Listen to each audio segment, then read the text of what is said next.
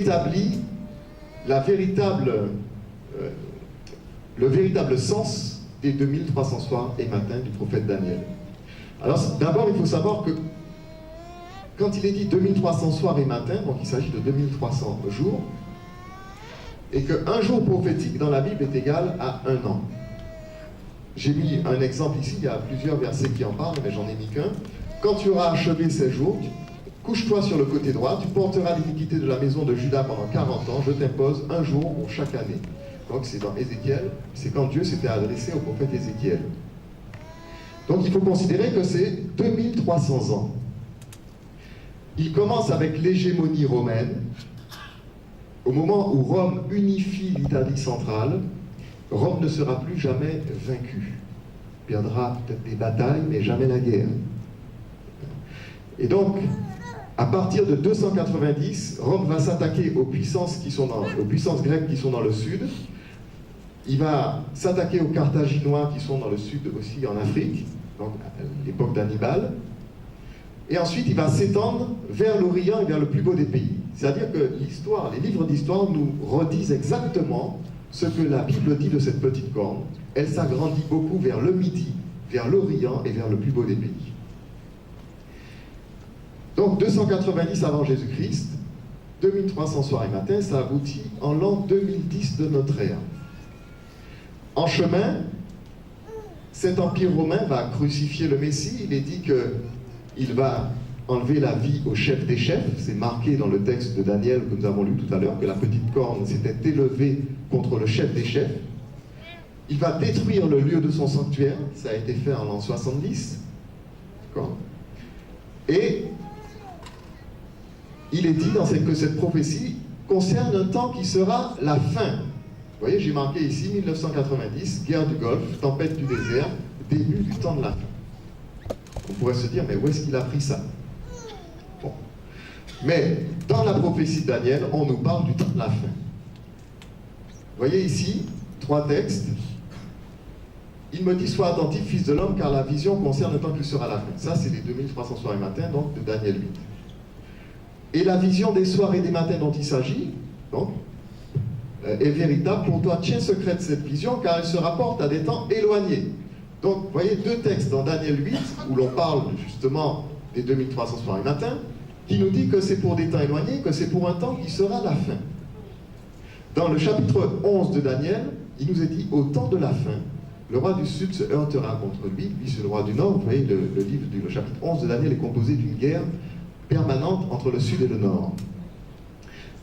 Donc le roi du sud se heurtera contre lui, et le roi du septentrion fondra sur lui comme une tempête. Alors, les traductions sont pas très bonnes dans le français, hein, mais il s'agit du roi du nord, au temps de la fin, le roi du midi qui se heurte au roi du nord, et le roi du nord qui fond sur lui comme une tempête. Alors, à plusieurs reprises, dans le chapitre 11 du livre de Daniel, il est dit: le roi du sud fera ceci, le roi du nord fera cela, mais cela n'arrivera pas, car la fin n'arrivera qu'au temps marqué. Ensuite, il est dit, ensuite il invitera à sa table pour le prendre dans un piège, etc. Mais cela n'arrivera pas, car la fin n'arrivera qu'au temps marqué. Et puis brusquement, vous voyez marqué dans le livre de Daniel, au temps de la fin, le roi du sud se heurtera au roi du nord, et le roi du nord fondra sur lui comme une tempête. Et vous voyez ce passage de Daniel 11, eh bien il est en parallèle avec un autre passage qui se trouve dans le livre de l'Apocalypse. Le 6e ange, donc les 7 trompettes de l'Apocalypse, le 6e ange sonna de la trompette, et j'entendis une voix venant des 4 cornes de l'autel d'or qui est devant Dieu, disant au 6e ange, qui avait la trompette: délie les 4 anges qui sont liés sur le grand fleuve l'Euphrate. Et les 4 anges qui étaient prêts pour l'heure, le jour, le mois, l'année, furent déliés afin qu'ils tuassent le tiers des hommes. Tiers, ça veut dire que ce n'est pas une guerre mondiale, mais c'est localisé. Délie les 4 anges qui sont liés sur le grand fleuve l'Euphrate. Vous savez, dès 1985, j'avais compris cette prophétie. À l'époque, je fréquentais l'église adventiste et j'ai été radié pour abandon de la foi. Parce que je prêchais dans l'église adventiste que, effectivement, nous allons rentrer dans le temps de la fin. et que ça allait être marqué par un conflit entre le sud et le nord, et que ce conflit aurait lieu sur les rives de l'Euphrate. Vous savez, il y a eu très peu de personnes attentives dans l'Église adventiste à ce sujet que j'avais soulevé. Le seul pasteur dont je me rappelle qui m'a écouté, c'était un pasteur guadeloupéen. Et je profite pour saluer un ami qui est sorti de Guadeloupe spécialement pour venir à cette conférence. Donc, voilà, c'était un pasteur guadeloupéen qui s'appelait le pasteur Kiko. Il m'a reçu à son hôtel à l'époque, il m'a écouté de 8h à minuit. Et en fait, nous étions en 1989. Et j'ai été radié à la fin de l'année 1989, et en 1990, eh bien, une guerre entre le Sud et le Nord éclate de manière inattendue. Je dis bien inattendue. J'expliquais à tout le monde que tout le monde attend un conflit Est-Ouest, à cause de la guerre froide, mais que la prophétie nous dit que nous allons tout droit vers un conflit Nord-Sud et qu'il aura lieu sur les rives de l'Euphrate. Chez les adventistes, on considère que chaque fois qu'on parle d'Euphrate dans la Bible, il est question de l'Euphrate symbolique. Ça représente les foules, les peuples, les nations, les langues qui soutiennent Babylone. Et moi, je leur disais, mais non, peut-être ici au chapitre 18, oui, mais là, dans ce texte-là, non. Parce que 4 anges représentent les 4 points cardinaux. Et vous avez cette symbolique plusieurs fois dans la Bible. Jésus qui dit, il enverra ses anges aux 4 vents des cieux rassembler ses élus. Apocalypse 7, 4 anges qui retenaient les 4 vents des cieux afin qu'ils ne soufflent point sur la terre. Vous voyez, donc, à plusieurs reprises, il y a des passages qui nous montrent que quand on nous parle de 4 anges, de 4 vents, quelque chose comme ça, donc c'est les 4 points cardinaux. Et ici, les 4 points cardinaux délimitent la région de l'Euphrate. La région de l'Euphrate.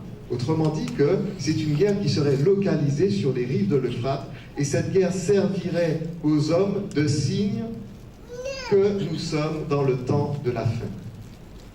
Vous savez, la 7e trompette, elle dit quoi? La 7e trompette dit, le royaume du monde est remis à notre Seigneur et à son Christ, et il régnera au siècle des siècles. La 7e. Là, la 6e nous parle d'un conflit sur les rives de l'Euphrate.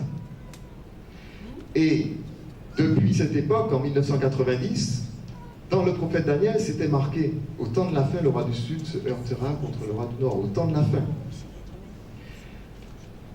Et le roi du Nord fondra sur lui comme une tempête. J'avais associé les deux textes, parce que tous les deux parlaient d'un temps marqué, mais indéterminé, et qui serait marqué par une guerre. Vous voyez, dans Daniel, c'était marqué la chose n'arrivera pas, car la fin n'arrivera qu'au temps marqué. C'est marqué 2 ou 3 fois dans le chapitre 11, c'est marqué une fois dans le chapitre 8, et puis brusquement, au temps de la fin, le roi du Sud se heurtera contre le roi du Nord. Donc ce qui marque ce temps de la fin, c'est un conflit Nord-Sud, qui aura l'aspect d'une tempête. Il fondra sur lui comme une tempête. Ici, dans l'Apocalypse, il est dit, les 4 anges qui sont prêts pour l'heure, le jour, le mois, l'année. Les adventistes ont additionné, ils ont dit en temps prophétique, ça représente 391 ans et combien de jours, etc. Et ils en ont tiré une théorie. Mais je leur ai fait remarquer que c'est marqué pour, c'est ponctuel. Il ne s'agit pas d'une durée. Ils sont prêts pour un moment. C'est comme si je vous disais, bon, rendez-vous tel jour, à telle heure, à telle date, tel mois, telle année. Bon. Et je vous ai donné un point. Et là, c'est un point, mais indéterminé. Ils sont prêts pour l'heure, le jour, le mois, l'année que Dieu a prévu. Et qu'est-ce qu'ils vont faire? Eh bien, ils vont faire des ravages sur les rives de l'Euphrate. En 1990, contre toute attente, le mur de Berlin va tomber, la perestroïka va réconcilier plus ou moins Américains et Russes, et on va entendre dans les journaux, voilà, plus de guerre, c'est fini les conflits, les deux grands se sont réconciliés, donc nous aurons la paix, etc. Donc on entendait parler paix, paix, paix, alors que Jésus l'a dit, quand les hommes diront paix et sûreté, une ruine soudaine fondra sur eux. Eh bien, contre toute attente, voilà, il y a eu ce conflit nord-sud. Saddam Hussein a pris possession du Koweït. Nous sommes en Irak, et l'Irak, c'est près de 60-70% du fleuve de l'Euphrate qui traverse l'Irak. Le Koweït, c'est l'embouchure de l'Euphrate. Donc, il a attaqué le Koweït. Les puissances occidentales ont senti que leurs intérêts économiques sont menacés. Donc, ils ont organisé une guerre appelée Tempête du désert. Et cette guerre a été aérienne. Donc, des avions de chasse, des bateaux qui lançaient des missiles. Et quand ils ont bien fini d'écraser donc l'Irak, à ce moment-là, ils sont rentrés. Et la Bible dit, après avoir passé comme une tempête, il se répandra comme un torrent. Et donc, j'avais un ami qui m'appelle et qui me dit, tiens Jean-Michel, va vite devant ta télévision parce que c'est exactement ça. Il rentre et il se répand comme un torrent. Et il y a un désert, et donc tous les chars et les camions militaires, donc américains, français, tout, etc. et tout, à la queue leu comme ça, collés les uns derrière les autres, en train de suivre les traces qui sont dans le désert, et on avait l'impression, en vue aérienne, on voyait un torrent qui se répandait. Ça répondait exactement à la prophétie. Géographiquement, stratégiquement, le roi du Sud se heurtera contre le roi du Nord, le roi du Nord fondera sur lui comme une tempête. Vous voyez? Et de manière figurative aussi, donc c'était vraiment, ça s'est passé comme ça. Alors on aurait pu dire, bon ben ça y est, le signe il est arrivé en 1990 et puis le signe il a disparu, il est parti. Non. Le fils de George Bush a réitéré cette guerre en 2001. Et puis ensuite, ben, il y a eu Daesh qui a embêté Obama. Et donc Obama a aussi fait la guerre sur les rives de l'Euphrate. Et puis ça continue cette guerre en Irak. Mais pire encore, ça s'est étendu à la Syrie. Et la Syrie, regardez sur une carte, vous verrez que l'Euphrate traverse aussi la Syrie. Et donc, maintenant, c'est pratiquement toutes les rives de l'Euphrate qui sont en guerre. Et puis la Turquie, c'est aussi l'Euphrate. C'est la source de l'Euphrate. Et là aussi, on est dans les conflits. Vous savez que les avions de guerre qui ont bombardé l'Irak décollaient de Turquie, puisque c'est un pays de l'OTAN, la Turquie. D'accord ? Donc vous voyez que nous avons vraiment eu un conflit décrit dans la Bible, qui est un signal pour nous dire que nous sommes dans le temps de la fin. Et nous sommes les témoins que ce signal a eu lieu, il continue à avoir lieu, il est en train de nous avertir depuis 1990, ça fait combien? 30 ans. Dieu a de la patience. Heureusement qu'il permet que le temps de la fin, ça ait une certaine durée. Parce que si ça devait être comme la guillotine, notre tête serait déjà coupée. Nous sommes dans le temps de la fin. Et la 7e trompette, eh bien, c'est le royaume du monde est remis à notre Seigneur et à son Christ, hein, et il régnera au siècle des siècles. Donc, la guerre du Golfe, elle a bien eu lieu en 1990, et d'après la prophétie des 2300 soirs et matins, cette chronologie devait aboutir dans le temps de la fin. Et c'est bien le cas, puisque 2010, 290 plus 2010, 2300 ans, et nous tombons en 2010. Et donc en 2010, le sanctuaire a été purifié. Ça veut dire quoi? Ça veut dire que Dieu a choisi son épouse. Il a choisi son épouse dans les îles de la mer, à l'extrémité du monde. Et ceux qui justement sont en train de vous parler ce soir s'appellent l'Église des 144 000 depuis 2008. Parce que comme Dieu est prévoyant, donc il ne fait pas une chose arriver sans avoir préparé des gens, à savoir, voilà, je vais vous donner tous les critères prophétiques qui montrent que je vous appelle à être le peuple de Dieu, l'Église, l'épouse de Christ dans cette fin des temps. Vous voyez, quand le Christ il est venu sur terre, eh bien la prophétie donnait une description de Jésus, d'où il viendrait, quelle serait sa mission, comment il allait souffrir, comment il allait mourir, comment il allait ressusciter. Tout était écrit, c'est écrit dans l'Ancien Testament. Tout est noté. Dieu ne laisse rien au hasard. Donc il était missionné et il ne s'était pas autoproclamé. Il avait été choisi prophétiquement. Son appel était prophétique. Il y a des gens qui n'aiment pas entendre parler de révélation. Il y a des gens qui disent qu'ils parlent des religions révélées. Bon. Il se trouve que toutes ces religions occidentales autoproclamées, ce sont prétendues les églises de la révélation.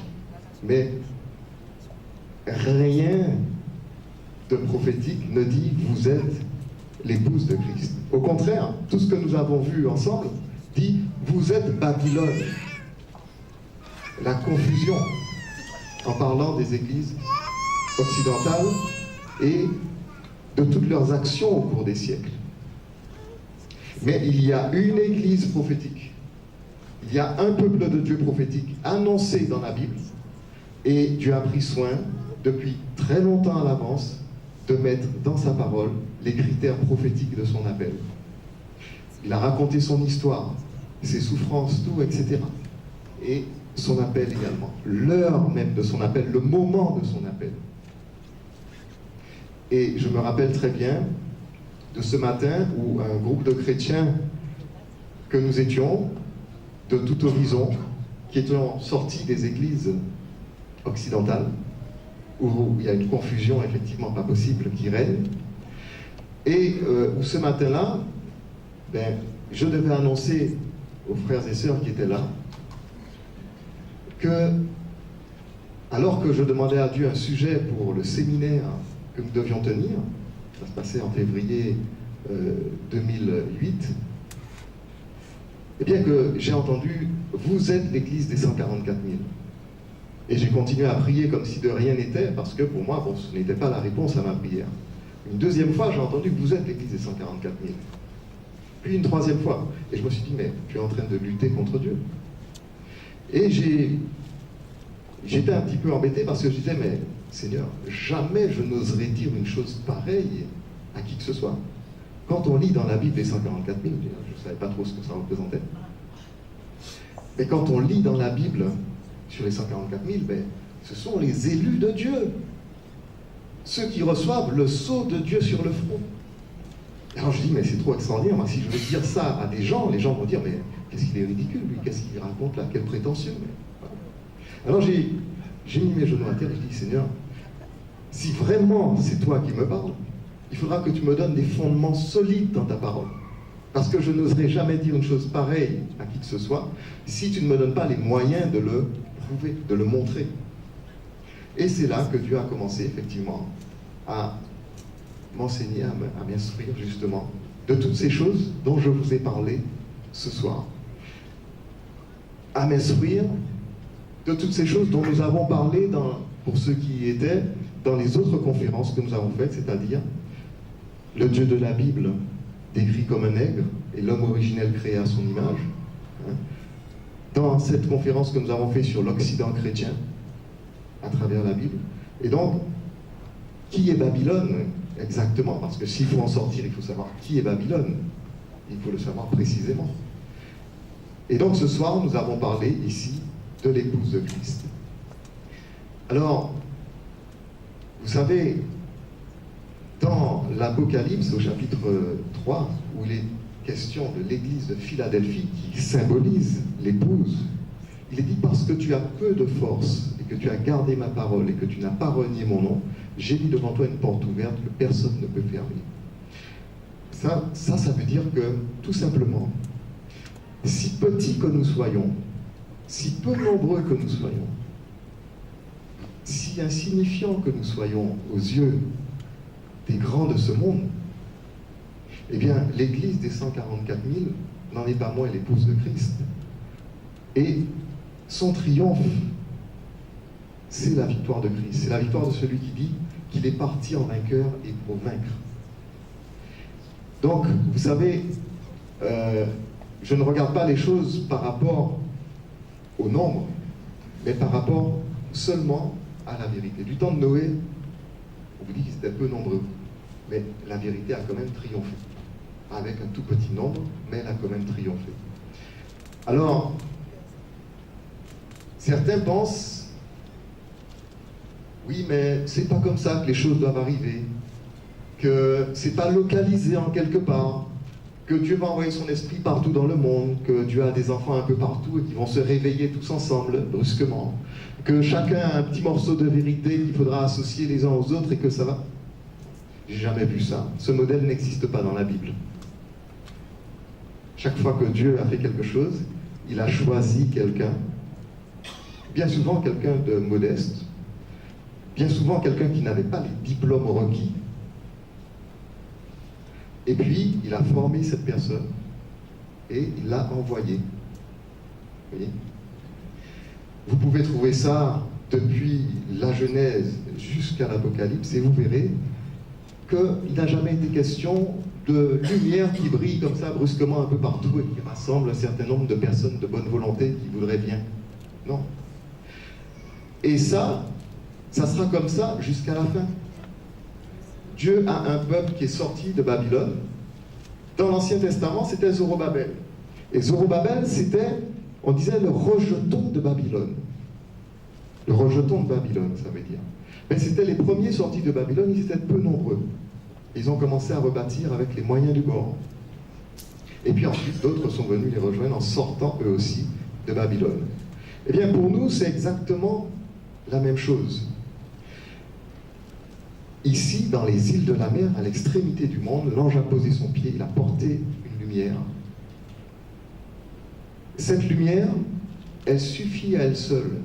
Elle est suffisamment puissante pour mettre Babylone en défaut, pour proclamer la chute de Babylone et pour montrer aux enfants de Dieu, aux serviteurs de Dieu, le vrai chemin, à toutes les âmes de bonne volonté. Dieu a effectivement un peuple à Babylone.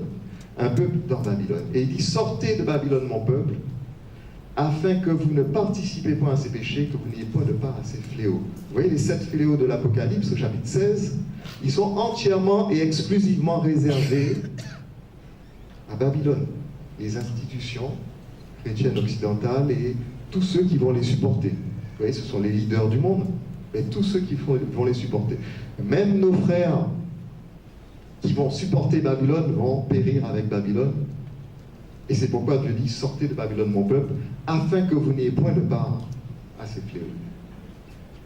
Donc, ça c'est le message, je dirais, l'appel que Dieu lance à l'église des 144. Donc sa mission, c'est d'annoncer à son peuple, au peuple de Dieu, que c'est l'heure de sortir de Babylone. Sortez du milieu d'elle, mon peuple, afin que vous ne participiez point à ses péchés et que vous n'ayez point de part à ses fléaux. Les tiens rebâtiront sur d'anciennes ruines. Tu relèveras des fondements antiques. On t'appellera réparateur des brèches, celui qui restaure le pays, le chemin et rend le pays habitable. Vous voyez, il ne s'agit pas de réforme, mais il s'agit de tout refonder. Il ne s'agit pas de prendre du christianisme occidental pour le refondre. Non, il est question de refonder. Il disait d'une voix forte, craignez Dieu et donnez-lui gloire, car l'heure de son jugement est venue, et adorez celui qui a fait le ciel, la terre, la mer et les sources d'eau. Donc, c'est le message de l'église des 144 000. Et dans ce message, il y a un avertissement fondamental. Pourquoi ? Parce que Babylone, il est dit, dans le chapitre 18 de l'Apocalypse, qu'elle dit « Je suis assise en reine et je ne verrai point de deuil ». Ça veut dire qu'elle va s'endurcir. Elle va même chercher à séduire le maximum de gens, d'institutions, etc. Et elle va imposer son plan aux habitants de la terre. Dieu va le permettre. Pourquoi ? Alors on se demande toujours, oui, mais pourquoi Dieu permet que son peuple soit si éprouvé ? Dans le prophète Daniel, il y a une réponse. Il est dit, voilà, ils seront éprouvés, épurés, purifiés, blanchis par la flamme, par la captivité, par l'épée. Oui, ce sont les épreuves qui vont nous épurer. Et il est dit que dans le temps où ils seront purifiés, bien, ils seront un peu secourus. Et plusieurs se joindront à eux par hypocrisie. Vous voyez que quand tout va bien pour les enfants de Dieu, ben, on a beaucoup de faux jetons parmi eux. Donc, si Dieu va mettre son peuple dans l'épreuve, et une épreuve terrible qui va venir de Babylone, eh bien, il va le faire justement de manière à ce qu'il y ait une décantation entre les vrais jetons et les faux jetons. Et voilà comment il va le faire. Et un autre ange, un troisième, alors voilà l'avertissement qui est donné, suivi en disant, d'une voix forte, « Si quelqu'un adore la bête et son image, et reçoit une marque sur son front ou sur sa main, il boira lui aussi du vin de la fureur de Dieu versé sans mélange dans la coupe de sa colère. Et il sera tourmenté dans le feu et dans le soufre, devant les saints anges et devant l'agneau. Et la fumée de leur tourment monte au siècle des siècles, et n'ont de repos ni jour ni nuit, ceux qui adorent la bête et son image, et quiconque reçoit la marque de son nom. » On a souvent entendu parler de la marque de la bête de l'Apocalypse.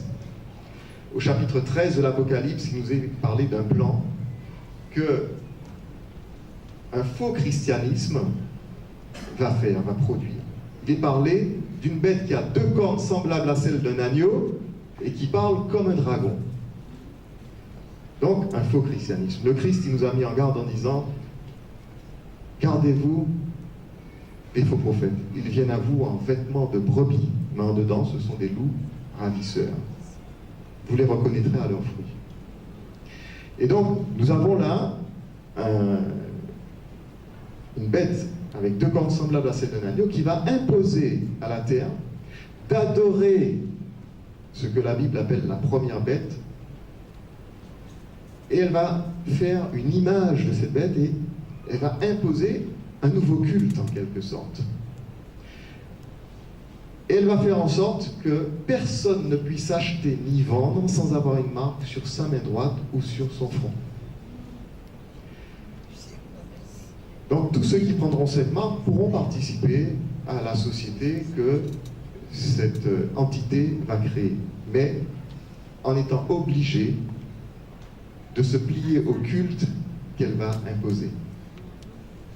Mais la Bible nous avertit d'avance. Si quelqu'un adore la bête et son image et reçoit une marque sur son front ou sur sa main, il boira lui aussi du vin de la fureur de Dieu versé sans mélange dans la coupe de sa colère. Vous voyez, la technologie, c'est beau, mais c'est le plus grand piège que Satan ait créé, que l'Occident chrétien, et nous l'avons vu dans notre dernière conférence, que l'Occident chrétien, c'était pas simplement, elle n'est pas décrite comme un suppôt de Satan dans la Bible, elle est décrite comme étant Satan en personne. Et donc, l'Occident chrétien est en train de préparer une nouvelle économie où l'argent liquide ne circule plus, mais où tout se fait avec donc le RFID, donc radio fréquence identification, où tout va se faire à partir de puces qui seront directement sur les personnes. Vous savez, en ce moment, le téléphone portable joue déjà un petit peu ce rôle, mais pas tout à fait. Il permet à ceux qui dirigent le système, les Occidentaux, de savoir où vous êtes à tout moment. Là, pour l'instant, ils savent que vous êtes tous à l'espace Sona. De même vous entendre quand même votre téléphone est éteint parce que la batterie est dedans et ça suffit. Il permet de tout savoir de vous personnellement, des gens que vous fréquentez, des cercles dans lesquels vous êtes, etc., etc., etc.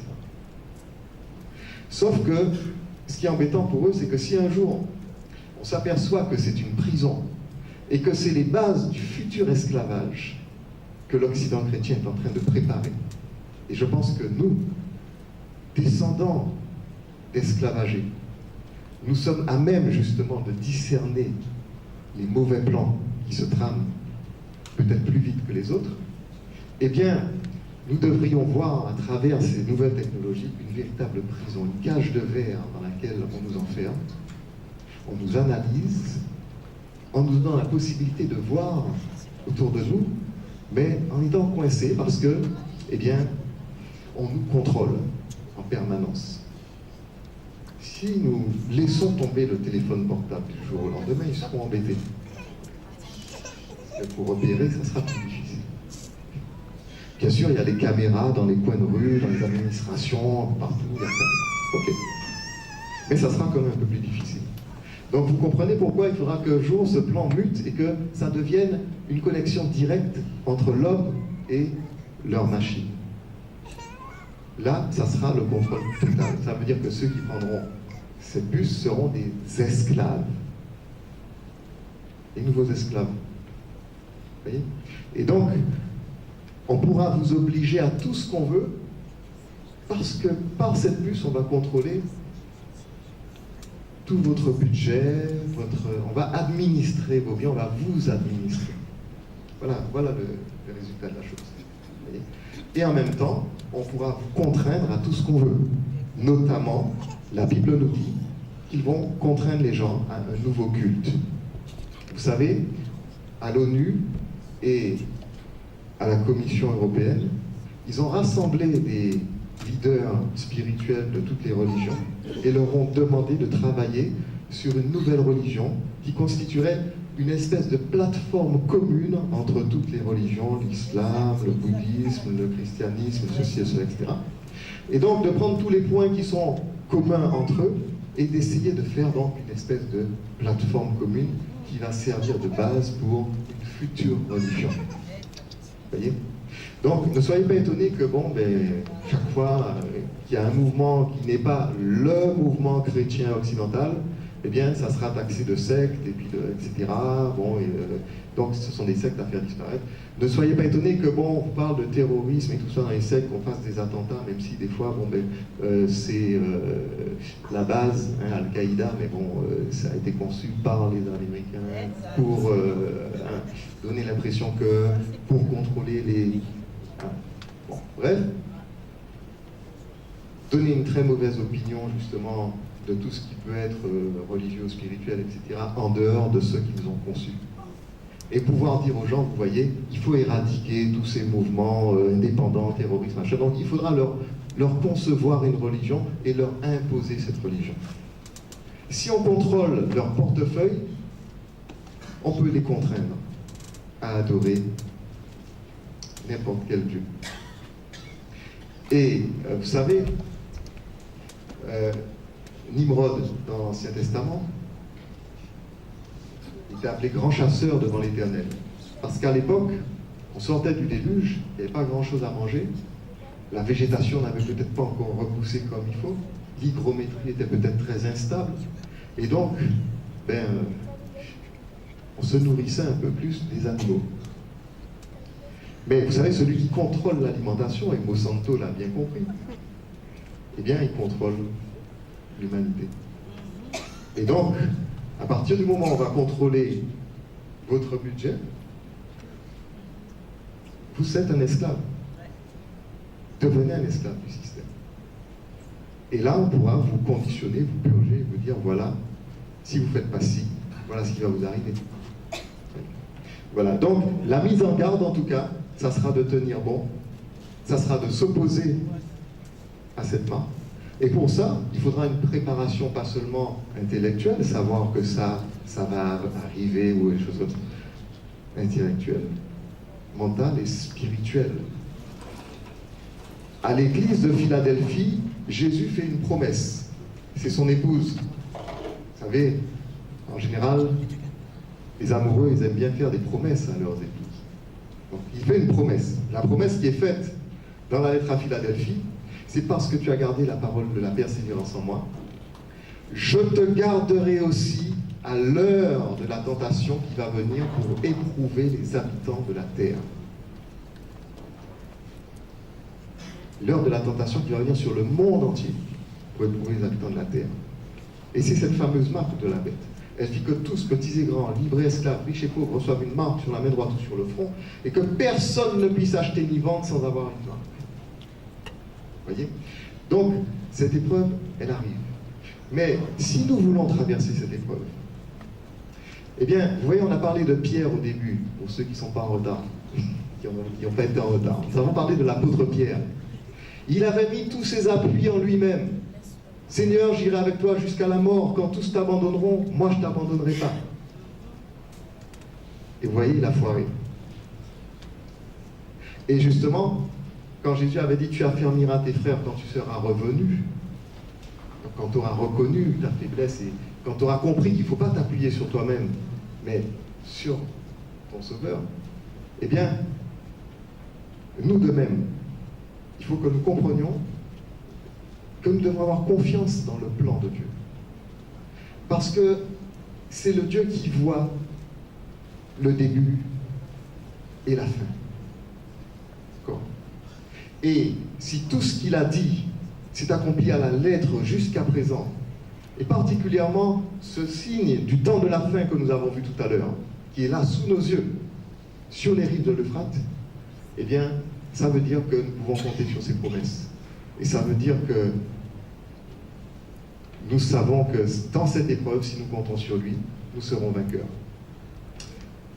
Donc retenons bien, si quelqu'un adore la bête et son image et reçoit une marque sur son front, sur sa main, il boira lui aussi du vin de la fureur de Dieu versé sans mélange dans la coupe de sa colère. Il sera tourmenté dans le feu et dans le souffle devant les saints anges et devant l'agneau. Et la fumée de leur tourment monte au siècle des siècles. Et ils n'ont de repos ni jour ni nuit, ceux qui adorent la bête et son image, et quiconque reçoit la marque de son nom. Alors c'est ça la mission de l'épouse. Il dit, l'esprit et l'épouse disent viens, et que celui qui entend dise viens, et que celui qui a soif vienne, et que celui qui veut prenne de l'eau de la vie gratuite. Merci pour votre attention. Maintenant, la parole donc est à vous. Alors,